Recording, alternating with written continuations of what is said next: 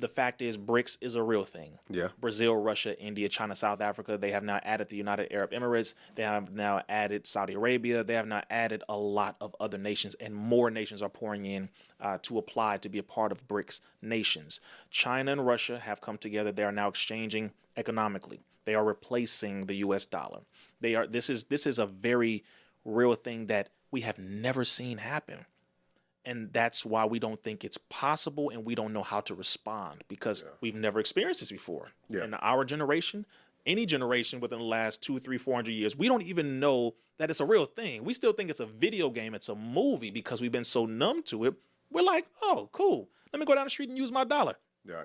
There will be a point, and it is happening now. In Nigeria, as a matter of fact, they tried to go to the bank to take money out, and they said, we don't have any money. Yep.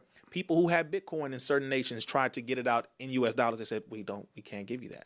Certain nations are now not even accepting US dollars. Like it is a real thing, brother. This is why people who are trying to just say, well, the US will always have money, always be the number one currency on the planet.